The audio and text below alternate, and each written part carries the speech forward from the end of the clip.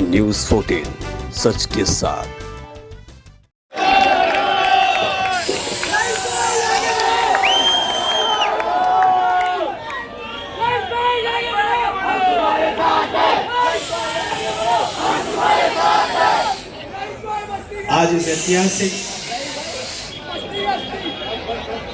आज इस ऐतिहासिक चौक पर इस सभा को आयोजित करने वाले नेहाल भाई, इंसान भाई, यहाँ के स्थानिक माजी नगर सेवक दीना भाई और मंच पे बैठे हुए हमारे उत्तर प्रदेश और बिहार से आए हुए तमाम सीनियर लीडर्स, मैं असद सिद्दीकी साहब का नाम ले रहा हूँ, बाकी मुझे आज माफ़ कीजिए, हमारे एनसीपी के अध्यक्ष गुड्डू साहब, मुंबई से आए हुए जिन्होंने आज बहुत जोरदार तकरीर की महबूब भाई, और तमाम मेरे मुंबई से आए हुए दोस्त, तमाम समाजवादी पार्टी के नेतागण, माजी नगर सेवक जितने भी बैठे हैं स्टेज पे मेरे युवा साथी जितने खड़े हैं, मैं आप सबका तहे दिल से शुक्रिया अदा करता हूँ। जितना भी मैं शुक्रिया अदा करूँ कम है कि आज इस नई बस्ती की भीड़ दिखाती है कि 23 तारीख को नई बस्ती की यादी का क्या नतीजा होगा।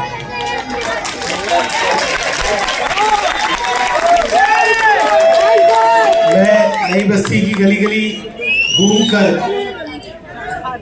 लोगों से मिलकर, बेटा नई बस्ती की गलियों में घूमकर मेरी माँ बहनों से मिलकर यहाँ के मसाइल सुन चुका हूँ, और सबसे अच्छी बात यह है कि पिछले 5 साल हम गली गली घूमे हैं, इसलिए आज ये नौबत नहीं है कि आपके बीच 5 साल बाद आए। हम हमेशा आपके बीच रहे, यहाँ के मसलों को सुना, आपके बीच रह के काम किया, कुछ रोड बने, कुछ रोड का काम चालू है, लेकिन एक वादा आपसे करता हूँ कि भिवंडी की नई बस्ती की जो जमीन है और जो आज आप कह रहे हो कि फॉरेस्ट लैंड पे है, वन की जमीन पे है, इसको हम आपके पास ला के ही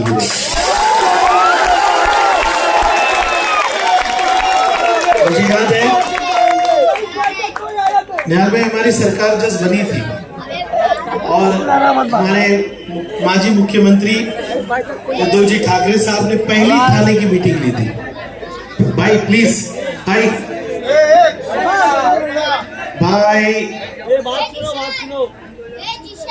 आपके अहम बातों पे हम बात कर रहे हैं। पहली मीटिंग थी, पहली, और तब पहली मीटिंग में मैंने उद्धव साहब से कहा था कि मेरे डोंगर के जो इलाके हैं उनको वन की जमीन में आपने रखा है, और जब नगर सेवक थे ये लोग तो इन्होंने एक प्रस्ताव रखा था कि कॉर्पोरेशन की जमीन ले लो और ये जमीन वापस दे दो। तब उद्धव जी बेचारे नए नए मिनिस्टर, चीफ मिनिस्टर थे, पहली मीटिंग थी उनकी। उसी मीटिंग में उद्धव ठाकरे साहब ने कहा था, रईस तेरी ये प्रॉब्लम मैं सॉल्व करके रहूंगा। मुझे याद है दिसंबर का महीना था और अजय मेहता हमारे चीफ सेक्रेटरी थे, उन्होंने मीटिंग लगाई थी। एक मेरा फायदा हुआ, मेरे एक दोस्त है सुनील प्रभु साहब, आर्य कॉलोनी करके एरिया उनके अंदर आती है, और आर्य कॉलोनी भी वही फॉरेस्ट है जो यहाँ पर है। तो सुनील प्रभु साहब ने 50% लड़ाई लड़ चुके हैं, मैंने उनसे तमाम कागजात लिए, सुप्रीम कोर्ट के जजमेंट लिए, और वो और मैं फिर दोस्त बन गए और हमने कहा हम दोनों अपनी कंस्टिट्यूंसी का मसला हल करेंगे। लेकिन फरवरी में कोविड आ गया, कोविड आते ही दुनिया बंद हो गई, सारे मसले बंद हो गए, सब लोग जान बचाने में लग गए। 2 साल कोविड के बाद हम लोग अपने पैर पे खड़े थे, तब महाराष्ट्र में हिंदुस्तान की ऐतिहासिक गद्दारी हुई और आमदार छोड़ के चले गए और उद्धव जी की पार्टी टूट गई, और उद्धव जी सीएम नहीं रहे, फिर एक नए सीएम आए। और मैं आपसे कह दूं कि महाराष्ट्र में जो 2.5 साल सरकार चलाई वो चोरी की सरकार है, वो चोरी की सरकार है, वो गद्दारी की सरकार है।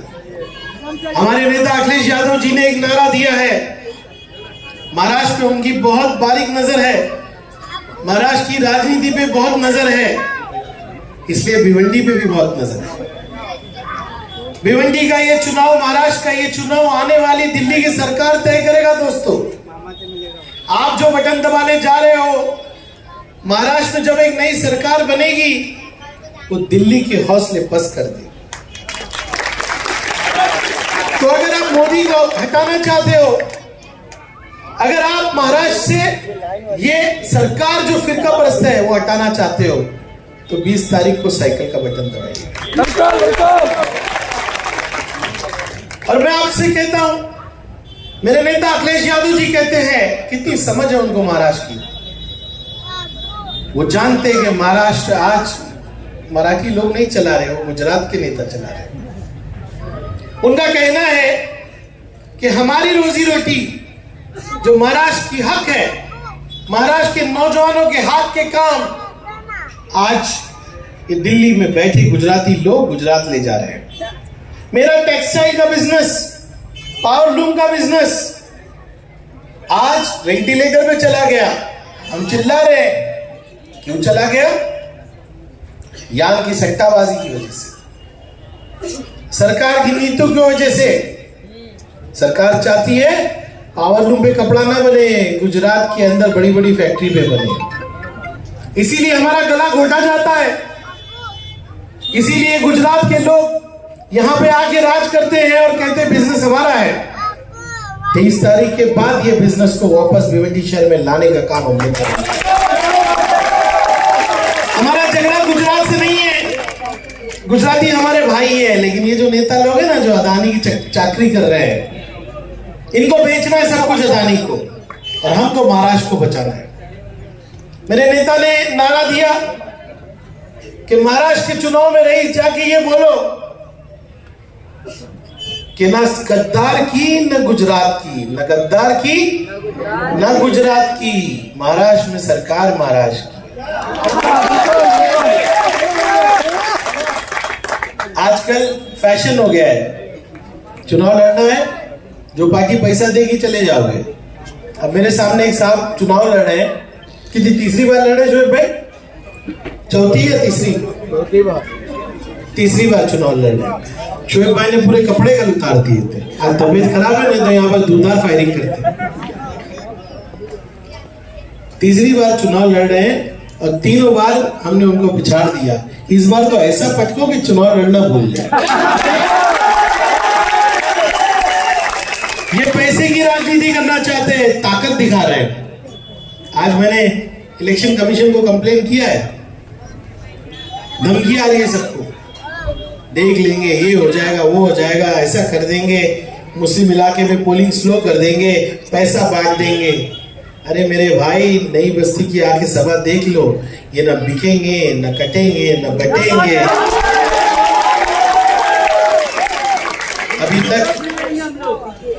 अभी तक नई बस्ती के लोगों को खरीदने वाला कोई मिला नहीं भाई।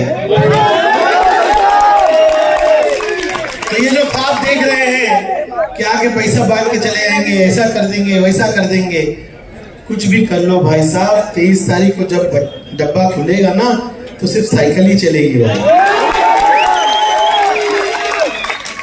और फिर एक बार मैं कहता हूं, ये चुनाव भिवंडी की राजनीति को बदल देगा। जो नफरत की राजनीति है, जो राजनीति है धर्म के नाम पे, वो ये चुनाव बदल देगा।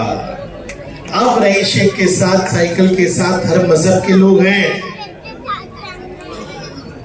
हर तरह के लोग हैं। कोई भी आदमी बता दे कि हमने कभी फर्क किया। रईस शेख कब्रिस्तान बनाता है तो शमशान भूमि भी बनाता है। मेरा गौतम बुद्ध टाउन का रोड बनता है, लखड़ा मार्केट का रोड बनता है, पाइपलाइन का रोड बनता है, तो पोगांव, यवई, चविंद्रा सब जगह के रोड बनते हैं। था मैंने यहाँ पे 10 साल एक आमदार, बताइए वो 10 साल और रईस शेख के 3 साल। मैं केजीएन चौक की सभा से बोलना चाहता हूँ, आओ इसी मंच पे बहस कर लो मेरे किसी भी कार्यकर्ता से। अरे मुंह नहीं दिखा पाओगे भिवंडी के अंदर कोई।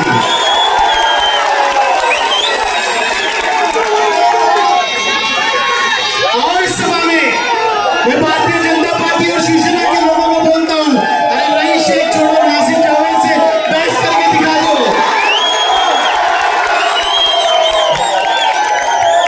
काम पे बात करते हो, ये नफरत का शहर नहीं, मोहब्बत का शहर है।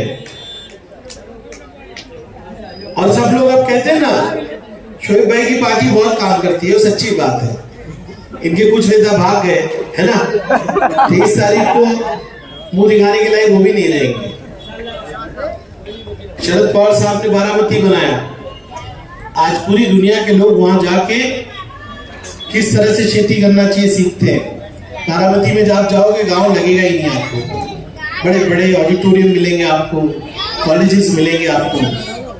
मैं आज कहना चाहता हूं और मुझे इस बात का फख्र रहेगा, मैंने बाइकला छोड़ दिया महबूब भाई, बाइकला के लोग मुझे बहुत चाहते हैं, हम वहां भी खिदमत करेंगे। आपको कभी एमएलए नहीं हो, आपको महसूस होने नहीं दिया हमने, आपको होने भी नहीं देंगे। लेकिन जिस तरह से पवार साहब का बारामती है ना, इंशाल्लाह रईस शेख का भिवंडी रहेगा। 23 तारीख के बाद जब मैं शपथ लेने जाऊंगा, हम कसम लेते हैं सर आपकी खिदमत की, तब मैं आपको कहता हूं, मैं अपने आप को और एक कसम दिलवाऊंगा कि ता हयात में भिवंडी की खिदमत करता रहूंगा। भिवंडी की आवाम ने मुझे बहुत प्यार दिया, इज्जत दिया, पहचान दिया। अब भिवंडी की बारी है। अब आप न्यू बॉम्बे मत देखो, अब आप पूना मत देखो, अरे मुंबई के साथ कंपटीशन करने के लिए भिवंडी तैयार है। मेरे भिवंडी के बच्चों में हुनर है, टैलेंट है। मेरे भिवंडी के बच्चे जो है ना, किसी के साथ भी कंपटीशन कर सकते हैं। मैं जानता हूं, मैं गलियों में घूमता हूं, यहाँ के गलियों में, यहाँ की बस्तियों में, मेरी बच्चियों में, मेरे बच्चों में एक अलग तरह का हुनर है। अरे हम वो मोती बनाते हैं जो चाइना भी बना नहीं सकता, है कि नहीं? हमारे यहाँ पे महबूब भाई छोटी डाई मोती की बनती है। इतना छोटा मोती होता है ना कि आप सुई के बगैर उठा नहीं सकते। मुझे इस बात का फख्र है कि ये वही आबो हवा है जहाँ पे मोती बन सकता है। अल्लाह ने, कुदरत ने हम लोगों को एक तासीर दी है, और उसको पिरोने के लिए भी भिवंडी की मेरी बहन लगती है, वो चाइनीज नहीं कर पाते, इसके लिए ओरिजिनल लोग लगते हैं। अब इस मोती के उद्योग को आगे बढ़ाना है, MIDC बनाना है। और आज नई बस्ती में तो बहुत सारे बच्चे, मेरे पास 4-5 मिनट लिए, बहुत सारे बच्चे मेरे फैक्ट्री में जाके काम करते ना। अरे बड़ा जुल्म है यार, 14,000 15,000 की पगार, 12 घंटे काम, ना मेडिकल लीव, ना प्रोविडेंट फंड, और बिल्कुल जो है इस्तेमाल किए जा रहे हैं। बड़ी बड़ी फैक्ट्री लगी ना, अमेज़न लगी है, फ्लिपकार्ट लगी। मेरा भाषण सुने होगे ना असेंबली में? सुनिए कि नहीं? अब दूसरी बार आमदार बनने जा रहा हूं, हो सकता है शोएब भाई ने साथ दिया तो लाल बत्ती में भी आ जाए हम लोग। लेकिन भाई हम लोग मंत्री रहेंगे ना, लाल बत्ती की जरूरत नहीं, हमको आपकी मोहब्बत की जरूरत है। जब हमको कोई घर में मिलेगा ना मंत्रालय के पास, मैं कभी अपना घर नहीं छोड़ूंगा, वो घर में जो है ना भिवंडी वालों को दे दूंगा। तो हम एक कानून बनाना चाहते हैं कि अगर तुमको हमारे भिवंडी में और महाराष्ट्र में फैक्ट्री लगानी है ना, तो ये बीजेपी के दलालों की कंपनी में हम काम नहीं करेंगे, हम सीधा अमेज़न और फ्लिपकार्ट में काम करेंगे। हमको उसूलन वो तनख्वाह दो जो तुम अमेरिका में देते हो। मेरा कोई बच्चा 35,000 से कम में काम नहीं करेगा। उसको प्रोविडेंट फंड दो, उसको 8 घंटा काम कराओ। अरे जवानी में काम कर रहा है, बुढ़ापे का सहारा बनो। ये निजाम बनाएंगे, कानून बनाएंगे। तमिलनाडु में काम बना है, ये कानून बना है। राहुल गांधी जी देश में इसमें बात कर रहे हैं। अरे भाई मौका दो, इंशाल्लाह ये जो गद्दारों की सरकार को बदल के इंसाफ की सरकार लाएंगे। बड़ी खुशी है मुझे, आज तीसरी सभा है हमारी, और मुझे लगता है नई बस्ती एक इतिहास बनाने जा रहा है। भैया मैं नंबर भूल गया हूं, मेरा कितना, मैं थक गया हूं।